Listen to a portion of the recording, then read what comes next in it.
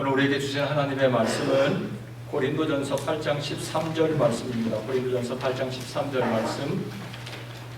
하나님의 영감의 말씀이 여러분에게 선포될 때 이 말씀이 여러분의 생각 속에 박히고 심령 속에 박혀서 일생을 축복으로 인도하시는 귀한 말씀 되기 바랍니다. 고린도전서 8장 13절 말씀 한 절 말씀입니다. 같이 한 목소리로 크게 읽겠습니다. 시작. 그러므로 만일 음식이 내 형제를 실족하게 한다면 나는 영원히 고기를 먹지 아니하여 내 형제를 실족하지 않게 하리라. 아멘. 고린도전서 8장 13절 말씀입니다. 저는 이 말씀을 중심으로 천하보다 귀한 한 영혼, 천하보다 귀한 영혼, 사실 천하보다 귀한 영혼이란 이런 말씀은 예수님께서 우리에게 주신 말씀입니다. 세상에 아무리 세상의 모든 것을 다 준다 해도 내 목숨 하나와 내 영혼 하나와 바꿀 수 없다. 그만큼 여러분 한 사람 한 사람의 영혼은 주님 앞에 참 소중하다, 귀하다, 이런 뜻이겠죠. 저는 이 말씀을 묵상하며 지난 주간에 이 말씀 속에서 주님께서 저에게 들려주셨던 음성이 천하보다 귀한 한 영혼, 우리 교우들 한 사람 한 사람을 생각하며 주님께서 저에게 그런 말씀을 주셨습니다. 우리는 계속 이제 고린도 교회를 묵상하고 있습니다. 고린도 교회가 몸살을 앓고 갈등을 겪었던 많은 이슈들이 있었습니다마는 지난 주 중에 고린도전서 8장에 그들이 갈등을 겪고 있었던 문제는 바로 제사, 우상의 제물에 관한 문제였습니다. 과연 이방 신전에서 드렸던 우상의 제물을 먹어도 되는 건지 아니면 먹지 말아야 되는 건지 이런 것들이 고린도 교회의 큰 갈등의 요소였습니다. 고린도 사람들은 이방 신전에서 우상 앞에 드렸던 제물을 아마 되게 제사가 많았던 것 같아요. 시장에 갖다 내다 팔 정도로 그렇게 많았던 것 같아요. 웬만큼 제사를 드리면 우리가 먹기 바쁘죠. 그런데 다 먹을 수 없고 그거를 시장에 내다 팔을 정도로 많은 그런 우상들에게 제사를 했던 것 같습니다.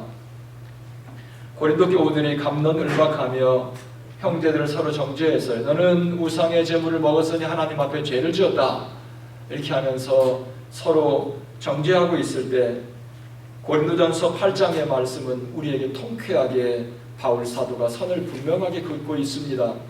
특별히 오늘 본문 말씀이 된 13절의 말씀은 우리에게 더 이상 이것으로 방황하지 않고 서로 정죄하지 않도록 우리에게 분명한 메시지를 주십니다. 이것은 바울 사도 자신의 고백이고 바울 사도 자신의 결단이기도 합니다. 쉽게 말하면 나는 혹시 내가 먹는 음식으로 인해서 내 형제, 믿음이 약한 형제 하나를 실축시킨다면 내가 영원히 그 음식, 그 고기 내 입에 대지 않겠다. 분명하죠. 이거 이해 못하는 사람 없어요. 그러니까 내가 먹는 어떤 이 음식으로 내 형제 실축시키지 않겠다. 이런 분명한 각오와 헌신과 결단입니다. 고린도전서 8장 전체는 우상의 제물에 관한 지혜로운 하나님의 말씀을 우리에게 전해주시고 있는데요. 8장 4절에 보면 이 세상의 우상은 아무것도 아니고 하나님 한 분밖에 없다. 그러므로 우상의 제물을 먹는 일에 대하여는 우리가 우상은 세상에 아무것도 아니며 또한 하나님은 한 분밖에 없는 줄 아노라. 5절에 보면 비록 하늘에나 땅에나 신이라 불리는 자가 있어 많은 신과 많은 주가 있으나 이 세상의 하늘과 땅에는 많은 신과 많은 주 사람들이 섬기는 신들이 있다는 거죠. 6절에 그러나 같이 읽죠. 우리에게는 한 하나님 곧 아버지가 계시니 만물이 그에게서 났고 우리도 그를 위하여 있고 또한 한 주 예수 그리스도께서 계시니 만물이 그로 말미암고 우리도 그로 말미암아 있느니라. 세상에 많은 신과 많은 주 사람들이 섬기는 우상들이 있지만 그러나 우리에게는 한 하나님 아버지가 계시니 모든 세상의 만물이 그로부터 나왔고 그로 말미암았고 그를 위하여 있다. 그 다음에 8절의 말씀 보면 같이 읽어요. 음식은 우리를 하나님 앞에 내세우지 못하나니 우리가 먹지 않는다고 해서 더 못 사는 것도 아니고 먹는다고 해서 더 잘 사는 것도 아니다. 그러니까 바울 사도는 뭐예요? 음식이 중요한 게 아니다 그런 거죠. 음식을 먹었다고 해서 뭐 잘 사는 것도 아니고 음식을 안 먹는다 해서 못 사는 것도 아니다. 음식이 그렇게 제사 음식을 먹고 안 마시고 뭐 안 먹고 그게 별로 중요한 게 아니다. 8장 9절 그런즉 같이 읽어 시작. 너희의 자유가 믿음이 약한 자들에게 걸려 넘어지게 하는 것이 되지 않도록 어떻게 하라? 조심하라. 여기서 중요한 포인트는 자유라는 말과 그 다음에 조심하라는 말입니다. 그러니까 모든 제사 음식 우상 앞에 드린 제물에 대하여 자유로움이 있는 사람들이 있어요. 하나님이 주신 것 선함에 감사함으로 받으면 먹으면 버릴 것이 없느니라 이런 말씀도 사도 바울 선생님은 디모데에게 했던 적이 있었습니다. 그러니까 너희들이 어떤 것도 하나님께 주신 것이기 때문에 감사함으로 먹으면 버릴 게 없다. 너희들의 자유함, 그 자유함이 뭐예요? 믿음이 약한 자들이 넘어지지 않도록 뭐라고요? 조심해라. 우리에게 말씀 주십니다. 그러면서 13절에 바울 선생님은 결론같이 자기 자신의 개인적인 고백을 하는 거예요. 뭐라고 합니까? 그러므로 결론적으로 만일 내 입에 되는 내 음식이 믿음이 약한 형제를 실족하게 한다면 내가 영원히 그 고기를 그 음식을 내 입에 대지 않겠다. 바울 사도는 자기 개인의 고백이고 결단이고 선언이지만 이것은 오늘날 우리에게 주시는 하나님의 메시지라고 저는 믿습니다. 성경을 보면 우리가 성경을 문자적으로 문자 그대로 해석을 하는 경우도 있고 거기에서 하나님의 말씀을 받기도 합니다. 고린도전서 8장은 제사 음식에 관한 문제이기 때문에 나는 제사 안 지내. 오늘날 제사 드리는 사람은 어디서 하고 우리는 이 말씀은 나와 관계가 없구나 이렇게 생각할 수 있습니다. 그러나 성경을 그러면 여러분 성경을 잘못 보는 거예요. 성경은 때때로 우리가 문자적으로 문자 그대로 성경을 보는 경우도 있지만 성경 속에는 뭐가 담겨 있어요? 하나님의 마음이 담겨 있는 거예요. 여러분 부모님께서는 어떤 때 우리에게 말씀하시는 문자 그대로 말 그대로 말씀을 받아들이기도 하지만 어떤 때는 부모님이 자식한테 말해도 입장이 곤란한 말은 어떻게 해요? 돌려 말하는 경우가 있어요. 그러면 그 말을 부모님의 마음을 잘 헤아려서 그 마음을 알아들어야지요. 하나님의 말씀은 하나님의 마음을 담아놓은 책이에요. 그렇기 때문에 성경 말씀을 읽으면서 언제나 뭘 헤아려야 되겠어요? 하나님의 마음을 헤아려야 돼요. 하나님의 마음. 제사 음식을 통해 우리에게 주시는 하나님의 마음, 이 마음을 잘 알아서 헤아려서 그 말씀을 우리가 알아들어야 하면 이걸 영어로 프린시플이라고 합니다. 원리. 제사 음식을 통해서 하나님께서는 전체적인 하나님의 원리를 우리에게 말씀하시는 것입니다. 사도 바울은 내가 만약에 누군가 형제를 걸려 넘어지게 한다면 내가 하는 이 행동, 이 음식을 내 입에 대는 것으로 인해서 누군가가 걸려 넘어지고 신앙생활에 방해를 받고 시험에 든다면 나는 영원히 그거 내 입에 대지 않겠다. 이거 못 알아들을 사람 없어요. 여러분 이것은 제사 음식뿐만 아니라 우리가 세상을 살아가며 우리에게 주시는 하나님의 분명한 메시지. 어떤 경우에는 내가 자유로움이 있지만 나는 아무런 문제가 없지만 감사하지만 내가 하는 그것이 어떤 형제를 실족해 한다면 바울 사도의 결심, 고백, 선언처럼 영원히 내 삶 곁에서 떠나보내는 용기와 결단이 우리에게 필요하다는 거예요. 고린도 교회에서 우상 앞에 제물로 바치는 음식을 먹는 것으로부터 양심의 자유를 입은 사람들이 있었습니다. 그런데 어떤 사람들은 그것으로부터 자유함을 얻지 못했습니다. 어떻게 우리가 돼지 머리 놓고 바친 그 음식 우리가 먹을 수 있나? 그리고 그걸 먹지 못하는 사람도 있었습니다. 여기서 이 갈등은 고린도 교회의 갈등은 양심의 자유를 얻은 사람과 양심의 자유를 얻지 못한 사람 속에서 일어난 갈등이에요. 오히려 성경은 양심의 자유를 입은 사람들에게 말하고 있습니다.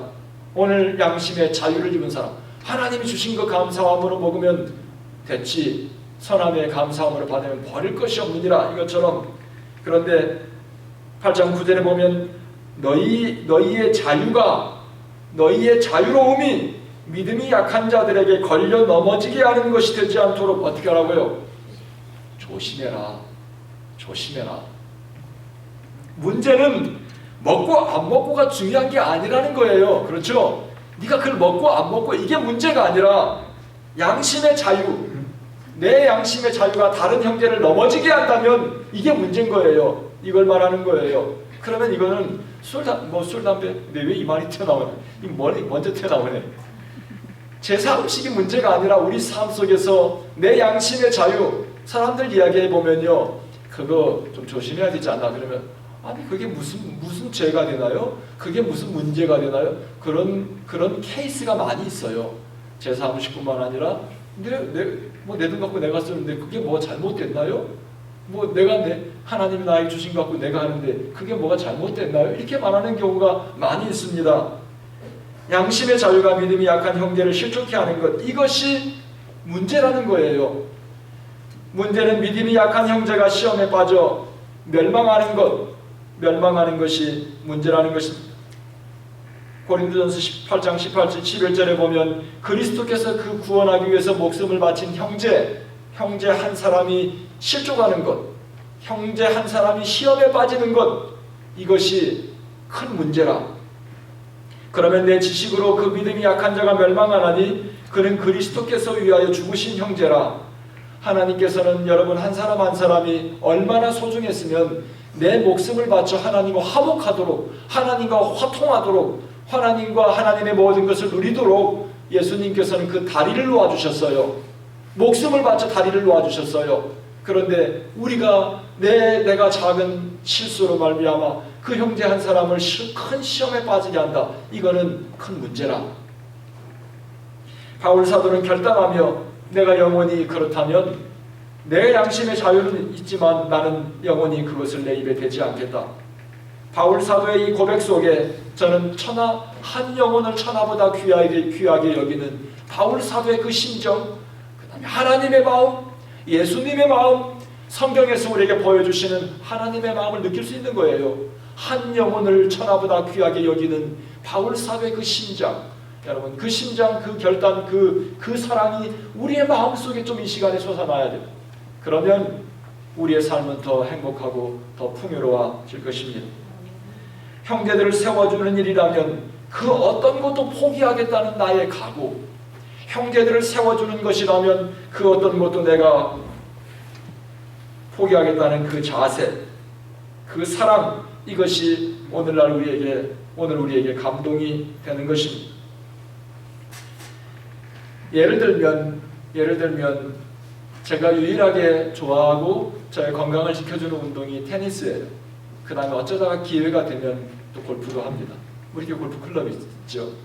골프는 그런데 1년에 제가 정말 라운딩하는 거는 몇 번 안 돼요. 테니스를 저로 그냥 편하게 할 수 있는 운동으로 누구나 할 수 있으니까 테니스를 주로 저의 건강을 지켜주는 운동으로 즐겁게 또 합니다. 그런데 만약에 여러분 중에 한 분이라도 목사님이 테니스 채를 들고 저녁에 가서 테니스장에서 휘두르는 걸 보면 주일날 설교 들을 때 영 은혜가 안 된단 말이야. 이것도 뭐예요? 여러분을 걸려 넘어지기 시험에 빠지는 거 아니에요. 그러면 아무리 좋아해도 제가 그걸 버릴 결단이 있다는 거예요. 제가 그런 적이 있었잖아요. 골프채 갖다 창고에 그냥 갖다 물론 제가 누구도 저에게 뭘 말한 것도 아니고, 근데 한번 그런 적이 있어요. 그냥 한 1년이 넘도록 있다 보니까 새파랗게 곰팡이 난 적이 있었어요.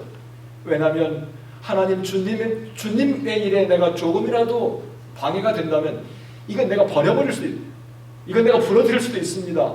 내 자신이 하나님 앞에 기도하며 그렇게 하고 싶었었어요. 이건 여러분과의 문제도 아니고 우리 아내와의 문제도 아니고 내 자신과 주님 앞에 기도하며 그렇게 했던 적이 있었습니다. 이런 결단, 용단, 각오, 헌신, 이런 것들이 오늘날 우리에게 필요합니다. 우상의 제물뿐만 아니라 우리의 삶 속에서 내 자유로움이 내가 할 수 있는 여건이지만 내 모든 것이 누군가에게 시험거리가 된다, 은혜가 안 된다, 문제가 있다, 그러면 우리는 언제라도 내 손에서 영원히, 그것도 뭐 1년이 아니라 2년이 아니라 영원히 놓아버릴 수 있는 마음의 각오와 헌신과 결단이 우리에게 있을 때 하나님의 은총이 나를 통해 흘러갈 수 있는 거예요. 무엇이든지 방해되는 것 그렇죠. 저는 이 본문 말씀 고린도전서 8장을 묵상하고 마지막 바울 사도의 헌신 결단을 묵상하며 두 가지 중요한 원리를 발견했습니다. 오늘 이 시간 여러분과 함께 나누려고 합니다. 첫 번째는 자유함이 완전한 답은 아니다. 우리는 자유로우면 내 마음에 자유로움이 있어. 내 마음에 자유로움이 있어. 그러면 무엇이든지 나 좋으면 됐지.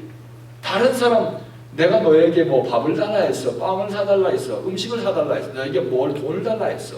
나 너에게 받아한 적 없잖아. 내 거 갖고 내가 하는데 내 자유잖아요. 내 거 갖고 내가 돈 주고 내가 우상의 재물을 사 먹든지 말든지 나는 뭐 비즈니스, 마이 비즈니스 하면서 우리는 자유로움으로 내 삶의 모든 것에 내 자유로움이 있으면 된다고 생각하는 경우가 있는데 자유로움, 프리덤은 우리에게 마지막 파이널 앤서도 아니고 베스트 앤서도 아니다.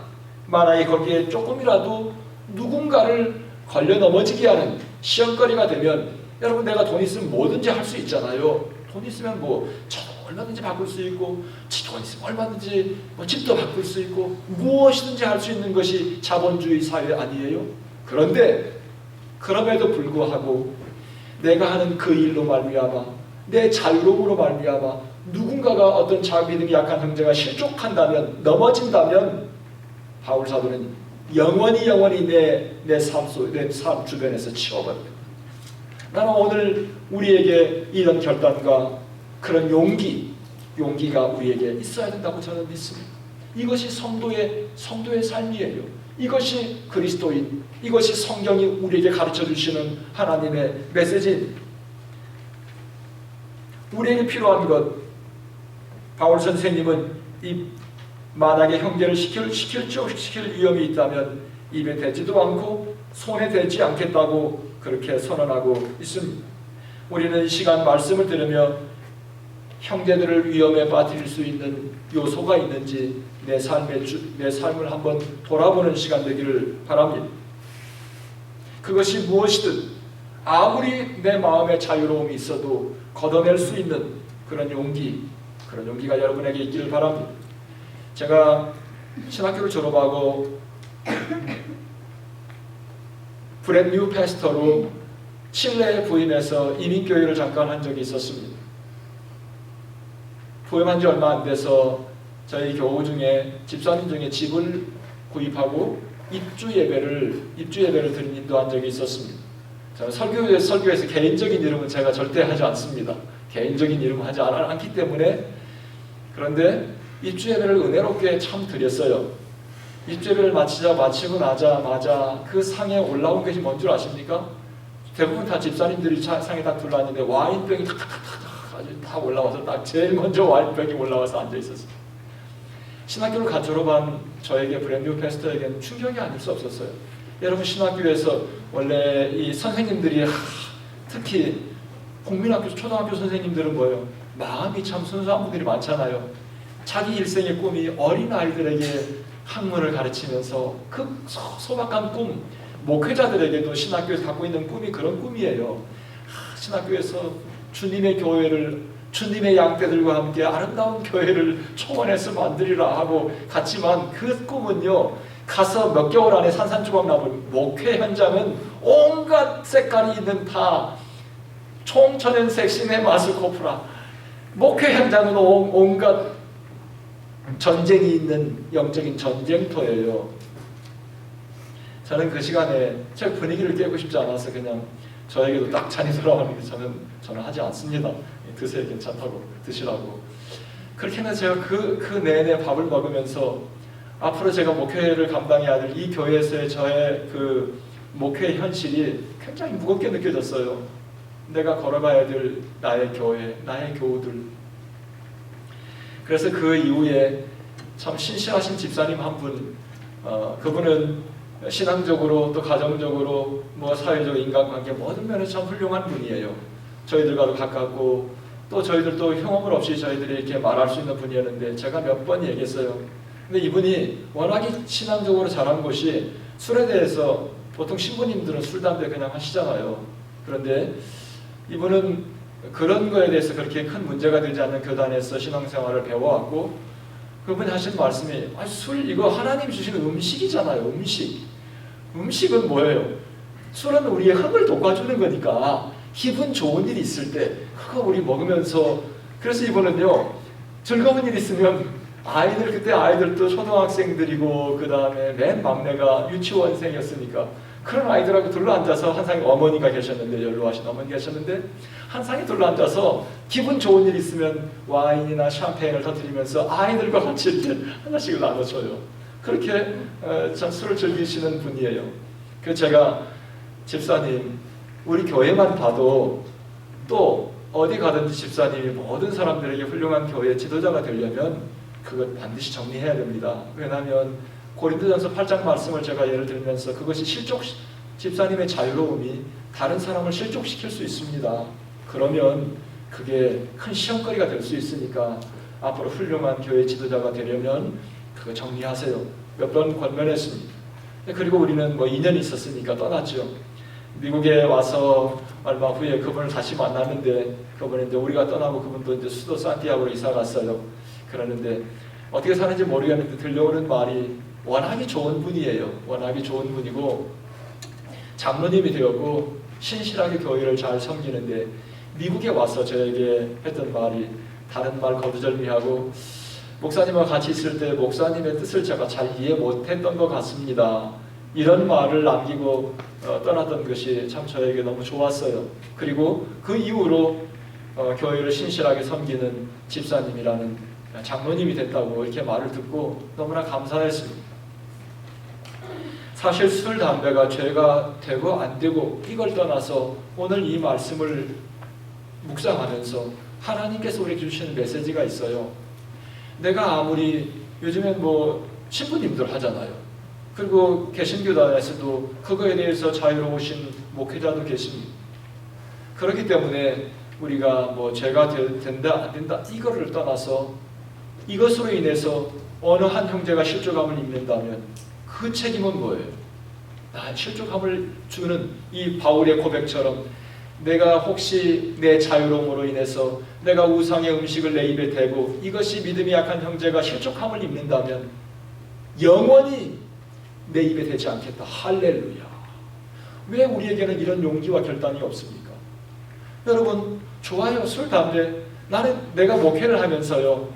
아틀란타에 있을 때는 어떤 집사님은 제가 그때 부교육자로 있을 때요. 어떤 집사님은 집사님이에요. 그런데 예배 마치고 밖에 나가면 밖에 문 앞에서 담배 피우고 있어요. 그런데 집사님 담배를 피워서 좀 안 보는 데 가서 좀 피세요. 너무 좋으신 분이에요. 그런데 목사님 청소하다가 담배 한번 이렇게 쫙 스트레스할 때 품어내면 그 마음에 있는 모든 게 담배 연기로 다 나간답니다. 좋아요. 자유로움이 있어요. 그분 참 너무 좋으신 분이고 제가 목회를 하면서 형제들을 사랑하는 마음이 더 많이 생겼습니다. 양떼예요. 어린 양떼예요. 그래도 그 양떼를 품어가면서 목회하는 그때 담임 목사님의 그 자세가 참 저에게 귀한 교훈이 됐어요. 그래서 오늘날 저는 뭐예요? 여러분 술, 담배 별거 다 해도 저는 여러분을 어린 양처럼 생각하기 때문에 다 품을 수 있어요. 하지만 뭐예요? 내 자유로움이 어떤 형제를 실족하게 한다면 그거 뭐예요? 이게 문제인 거예요. 이게 문제인 거예요. 제가 오늘 일부 예배 설교 이렇게 하고 나니까 어떤 형제가 나가면서 목사님 다른 사람 없는 데서 하겠습니다. 저한테 이렇게 하고 나갔어요. 끊어. 그 건강에 백해무익이라 이 형제는 담배를 못 끊어요. 3대째 신앙인이면 뭐예요?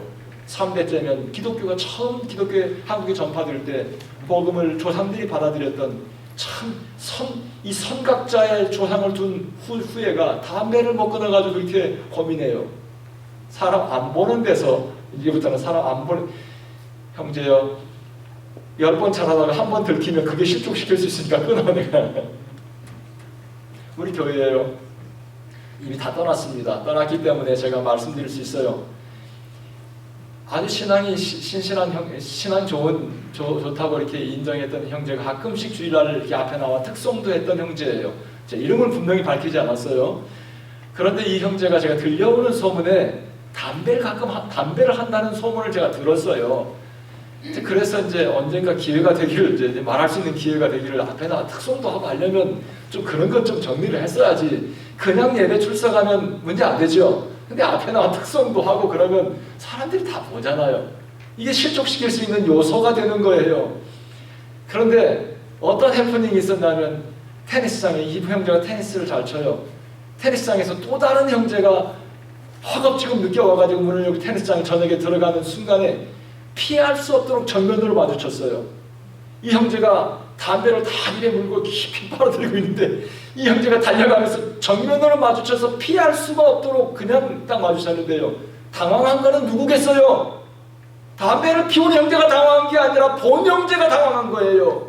눈을 어디다 둘 수가 없었어. 이것은 정면으로 딱 마주쳤기 때문에 이걸 어떻게 할 수가 없어요. 또 형이기 때문에 어떻게 했는지 어떻게 했는지 아예 실색에서 그냥 인사를 딱 하고 테니스 코트로 들어갔어요. 그 당황, 이거를 저한테 나중에 이야기하는 거예요. 이게 문제인 거예요. 이게 문제인 거예요. 제가 그 뒤로 이제 형제와 가까워져서, 특성화된 형제 가까워져서 다 잘 됐어요. 잘 됐어. 걱정하지 마세요. 특성화된 형제 저희 가까워져서 제가 몇 번 얘기했어요. 얘기해서 이제 그런데 자기가 사실은 그게 오랫동안 자기가 자란 교단이 감리교단은 개신교 중에서 캐톨릭과 상당히 좀 가장 가까운 교단이에요. 그래서 그런 거에 대해서 좀 이렇게 덜 그런 부담이 없는 교단이라서 거기서 자라다 보니까 그렇게 된 것 같아요. 그러면서 제가 몇 번 권했어요. 그랬더니 자기도 그렇지 않아도 고민이 됐나 봐요. 아마 자기가 결혼할 자매가 자기가 담배하는 걸 모른대요. 자기 자매는 신실한 가정에서 자란 자매거든요. 자기가 만약 담배하는 걸 알면 큰 충격이라 그런 것 같아요. Anyway, 사랑하는 성도 여러분, 나의 자유로움이 있어. 신앙생활하며 이게 죄가 되고 안 되고 이거는 뭐예요? 이건 하나님 앞에 가봐야 알 문제예요. 사람들마다 보는 시각에 따라, 학설에 따라 이런 학설 저런 학설, 그렇지만 우리 걸리는 문제는 다른 사람, 내 자유로움이, 나는 아무 문제 없어. 내 거 갖고 당신이 나 담배를 사주기로 했어. 나를 술을 한 잔 사주기로 했어. 이렇게 하면서 우리는 따질 수 있죠. 내 거 갖고 내가 먹는데, 내 거 갖고 내가 노는데 무슨 상관이야? 내 자유로움이에요. 하지만 그 자유로움이 누군가 형제를 실직시킬 수 있어요. 여러분, 목회자가 내가 여유 있다고 모든 걸 다 할 수 있나요? 아니죠. 항상 목회자의 최선은 뭔 줄 아세요? 교인들보다 앞서가면 안 되고 교인들이 사는 만큼 중간 정도만 살면 아무 문제 없다. 이게 신학교에서 배우는 우리 원리예요. 목회자의 삶은 항상 성도들이 하는 중간만 하면 된다. 또 너무 처지면 왜요? 너무 처지면 교인들이 막 또 가시대요. 우리 목사는 90에 아웃 오브 데이트 이렇게 하고 막 또 뭐라고 해요? 또 앞서가면 또 문제가 있어요. 문제는 실족시키는 것. 구원의 확신이 없고 그냥 교회를 출석하는 분이라면 문제가 별로 될 수가 없어요. 그런데 교회에서 앞장서서 인도하면서 일을 하는 사람은 더더욱이 중요합니다. 조심해야. 성경에 실족시키는 일에 대하여 마가복음 9장 42절에 보면 예수님께서 이렇게 말씀하셨습니다. 누구든지 나를 믿는 이 작은 자들 중 하나라도 실족하게 되면 하면 같이 읽어요. 시작. 차라리 연자맷돌이 그 목에 매여 어디에 던져져라? 바다에 던져져라. 이 말을 여러분 쉽게 잘 고쳐서 여러분의 버전으로 할 수 있죠. 무슨 말이에요? 남 만약에 마음에 시험 들게 하면 목에다 뭘 걸으라고요? 연자맷돌이 뭐예요? 돌멩이에요. 돌멩이 중에 무거운 돌이에요. 무거운 돌을 목에 감고 어디로 뛰어들어라? 어디로 던져라? 바다에 던져라. 그러면 그 다음에는 어떻게 되는 거예요? 나오지 마라. 그러니까 예수님이 뭐를 되게 지금 질타하시는 거예요. 믿음이 약한 형제를 실족시키는 것.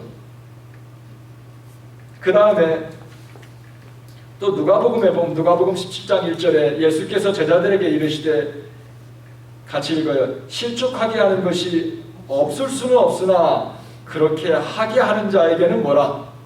화로다. 나는 이 말씀을 보면서 예수님이 진짜 우리 보고 너 남 실족시켰으니까 연자 맷돌 돌멩이 네 목에 걸고 바닷속에 뛰어들어서 나오지 마. 진심으로 문자 그대로 했을까? 그런 것 같지는 않아요. 또 예수님께서 이 하나님의 화를 당한다. 이거 얼마나 하나님의 저주 같은 거잖아요. 예수님께서 진정으로 그렇게 하셨을까? 그런 것 같지는 않아요. 왜냐하면 부모님, 제가 그랬죠 지난번에 우리 돌아가신 어머니께서 제가 얼마나 말을 안 들었으면 저에게 어렸을 때 저에게 했던 욕들이요 제가 다 기억에 남아 있어요. 그러니까 우리 어머니 예수 믿고는 그런 줄 부흥사 목사님들이 부모님은 자식에게 항상 축복하는 말을 해야지 욕하면 안 된다. 한국 우리 조상들이 했던 욕들은 엄청난 욕들이 많습니다. 그렇죠? 그냥 죽일 놈도 아니고 썩어 죽일 놈도 아니고 찢어 죽일 놈 뭐 이런 거 막 썩어 죽일 놈. 아 자식이 썩어 죽으면 되겠어요? 그 쌀 맞을 놈. 얼마나 엄청난 욕이에요. 그런데 우리 조상들은 그냥 했어요. 그런데 여러분 부모님들이 혹시 그런 욕해도 그 말 문자 그대로 되기를 원해서 합니까? 아니에요. 예수님께서 너 다른 사람 실족시키면 너 돌멩이를 목에 걸머지고 물에 빠져 죽어라 이놈아, 이런 뜻으로 한 건 아니에요. 그만큼 하나님이 어린 양 때 한 사람 실족시키는 게 이게 얼마나 하나님이 싫어하시는가, 하나님이 혐오하는 일이라는 그런 강력한 메시지가 아니겠어요? 사랑하는 성도 여러분, 오늘 고린도전서 8장 31절 말씀을 묵상하며 첫 번째 우리에게 주시는 교훈은 내 마음이 자유로워 내가 내 것 같고 하는데 이게 무슨 문제야? 이게 베스트 파이널 앤서가 아니라 그랬죠. 뭐예요? 누구에게라도 형제를 실족시킬 만한 조금이라도 염려가 있으면 조심하라. 두 번째는 성도의 삶 나를 위한 것이 아니고 뭐라고요? 다른 사람을 위한 것이다. 다시 한번, 성도의 삶 누굴 위한 거라고요? 나를 위한 것이 아니고 다른 사람을 위한 것이다. 여러분 처음에 신앙생활을 하면서 기도 제목 보세요. 다른 사람을 위해서 기도하려면 기도할 것이 별로 없죠. 5분 만에 끝나. 근데 자기 기도는, 저도 그래요. 마찬가지예요. 자식들이 지금 집을 떠나가지고 있으면서 새벽에 기도할 때 가장 많은 시간은 누구에게 기도가 많이 있겠어요? 기도가 안 나가요. 진도가 안 나가. 누구 기도할 때? 자식 기도할 때. 우리 기도는 금방 끝나요. 금방 몇 분 아니면 하나님 건강케 해주시고 남은 목회사 은혜로 목회해 주세요. 그러면 끝이야. 영감이 저에게 항상 넘치게 해주세요. 자식 기도할 때는 진도가 안 나가요. 진도. 이것도 어떻게 보면 뭐예요? 내 기도야. 내 기도. 기도 처음 할 때 뭐예요? 처음에 기도할 때는 다 자기 기도만 해요. 그리고 남의 기도, 중보 기도할 때는 5분이면 끝나요. 사랑하는 성도 여러분, 신앙생활은 저는 이 말씀을 묵상하면 31절 말씀, 무엇이든지 내 입에 대는 것, 믿음이 약한 자를 실족시키면 내가 영원히 내 입에 대지 않겠다. 나는 이 말씀 속에서 성도의 삶은 자기는 없어. 남이 싫으면 뭐예요? 영원히 하지 않겠다는 거예요. 이게 뭐예요? 내 삶은 없는 거예요. 여러분 부부의 삶의 삶 속에서도 자꾸 남편은 남편 것, 아내는 아내 것, 자기 것만 챙기겠다고 하면 거기서 평화가 없어요. 해피가 없어요. 행복한 가정 못 돼요.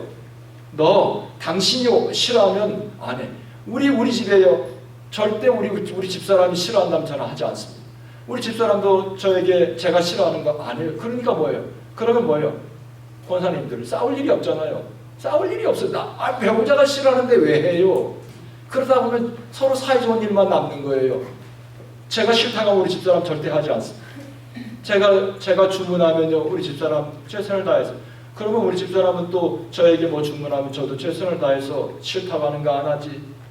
주문하는 거 해요. 이기주의, 이런 것을 이제 오늘 말씀 성도의 삶 나를 위한 것이 아니고 다른 사람을 위한 것이다. 이런 건 뭐예요? 이타주의야. 이타주의. 나는 없는 거야. 다른 사람 중심, 나 중심이 아니라 너 중심이야. 그 다음에 또 이타주의의 반대는 이기주의야. 나 중심이야. 너는 없어. 너는 보이지 않아. 나 중심. 지옥에 가면 지옥은 이기주의자들만 다 모였어요. 여러분 보는 자체가 지옥이야. 자기밖에 몰라. 모두 너는 상관없어. 굶어 죽든지 말든지 마음이 아파서 죽든지 말든 눈물을 흘리든 말든 나만 좋은 지옥에 가면 다 이기주의만 모여있어요. 이게 이 자체가 지옥이라. 근데 천국에 가면 모두가 다 이타주의예요. 나는 간대없고 너를 위해서, 너를 위하여. 이것이 천국의 공통점입니다. 사도 바울은 13절에서 만일 음식이 내 형제를 실족하게 한다면 나는 영원히 고기를 먹지 아니하여 내 형제를 실족하지 않게 하리라. I will. 자기의 강한 의지를 말하고 있습니다. 너에게 문제가 있다면 나는 영원히 그것을 포기하겠다. 나 자신은 없는 것, 오직 너를 위하여 나는 그것을 영원히 포기하겠다. 이것이 예수님의 마음입니다. 여러분, 이 놀라운 진리, 이 놀라운 메시지를 발견한 신앙의 선각자들이 많이 있습니다. 어떻게 저는 이런, 옛날에 여러분 기도하고 뭐 우상 앞에 나가서 뭐 할 때 다 뭐예요? 자식 잘 되고 뭐 잘 되고 다 하잖아요. 나 잘 되라고 다 제사 지내고 고사 지내고 기도하잖아요. 예배하잖아요. 그런데 남을 위하여 내 삶 조체, 내 삶의 존재 목적 자체가 남을 위하여, 남을 위하여. 사도 바울도 나는 아무리 좋아도 네가 문제가 된다면 영원히 하지 않겠다. 이게 뭐예요? 나는 없는 거예요. 너가 너의 유익을 위하여. 미국의 명문고등학교 필립스 아카데미, 저는 다른 사람을 위하여 이 메시지 할 때 항상 제가 단골처럼 이게 떠올라요. 미국의 명문고등학교 필립스 아카데미는 매년 하버드 대학을 제일 많이 보내는 미국의 정말 명문고등학교죠. 그래서 1778년 세뮤얼 필립스라고 하는 사람이 이 학교를 처음 시작할 때 학교 개교 이념을 뭐라고 한 줄 아세요? 너 자신을 위한 것이 아니야. 어떻게 이런 기가 막힌 메시지를, 이게 성경의 정신이에요. 성경의 정신. 학교 개교 이념, 이 학교에 4년 동안 고등학교 다니는 모든 학생들이 대학을 가기 전에 이 학교 다니는 동안 너희들은 뼛속 깊이 이 사실을 심어놓고 새겨놓고 이 학교를 떠나야 돼. 이것이 세뮤얼 필립스의 개교 이념이에요. 필립스 아카데미. 너 자신을 위해서 하는 것이야. 공부, 모든 것, 너의 삶의 존재 목적 자체가 너 자신을. 여러분, 내가 악기 연주하는 것, 공부하는 것, 리서치하는 것, 사업에 번창하는 것, 직장에서 일하는 것, 내 자신, 공부해서 내가 아니라 공부해서 남 준다. 목사님들이 그러잖아요. 공부해서 남 주고 돈 벌어서 남 주고 연구해서 남 주고, 내 삶이 그게 복된 거예요. 누가복음 9장 58절에 보면 이것이 바로 예수님의 삶이었다. 예수님은 이 땅에 사는 동안 모든 것을 사는 동안 나누어줬어요. 결국은 목숨까지 주었어요. 이게 예수님의 삶이에요. 누가복음 9장 58절에 보면 예수께서 가라사 예수님이 말씀하시기를 여우도 굴이 있고 공중의 새도 집이 있으되 인자는 머리 둘 곳이 없다. 예수님은 이 세상에, 여러분 억만장자 이름 다 기억해요? 억만장자, 굉장한 인생의 업적을 이루던 사람들, 연구 업적, 사업의 업적 굉장했어도 역사 속의 세월 속에 파묻혀서 기억도 없어요. 존재도 없어요. 하지만 여우도 굴이 있고 공중에 나는 새도 깃들 곳이 있지만 인자는 머리 둘 곳이 없다. 모든 건 나눠줬어요. 내 중심이 아니라 너 중심으로 살았던 예수님의 삶은 존귀한 일생입니다. 오늘날까지 오고 오는 세대의 생명의 통로가 되는 삶이 예수님의 삶입니다. 사도 바울의 일생도 바로 그런 일생입니다. 오늘날 우리의 일생도 그 길로 걸어가야, 여러분, 그런 삶이 복된 삶입니다. 이기주의가 아니라 이타주의. 어떤 형제가, 저와 가까이 있는 형제였었어요. 하나님의 부름을 일찍 받았어요. 그리고 세상을 떠나며 자기 아내에게 남긴 말이 우리에게 깊은 교훈을 주는 거예요. 아직도 새파랗게 나이에 하나님의 부름을 받으며 돌아보니까 자기가 살면서 남을 위해서 한 게 없는 자기의 삶이 후회가 되는 거예요. 남을 위해서 한 것이 없는 나의 지난날의 세월이 후회가 되는 거예요. 기껏해야 나는 지금까지 살면서 나를 위해서 보냈던 나의 세월, 나의 노력, 나의 땀, 나의 희생, 하나님 앞에 서려고 하니 너는 남을 위해서 한 게 뭐가 있어? 이것이 자기의 마음을 괴롭히고 있는 나중에 후회였습니다. 오늘 이 시간 저는 사도 바울의 고린도전서 8장 31절을 여러분의 가슴 심비에 새기면서 여러분과 함께 이 메시지를 함께 나누고 싶습니다. 우리 일생 살면서 이제부터는 내 중심이 아니라 다른 사람 중심으로 이타주의를 한번 살아봅시다.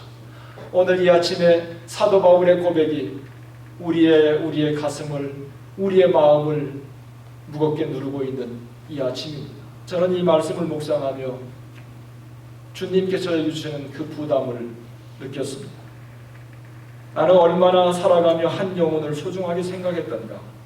나는 살아가며 얼마나 사랑하는 형제를 위해서 내가 소중하게 여겼던 그것을 포기했던 적이 있는가. 오늘 이 시간 사도 바울의 고백을 돌아보면서 우리 모두 주님 앞에 함께 기도하는 시간 갖기를 바랍니다. 함께 오늘 주님께서 주신 말씀을 깊이 묵상하며 여러분의 마음의 깊은 고백을 주님 앞에 들으시기를 바랍니다.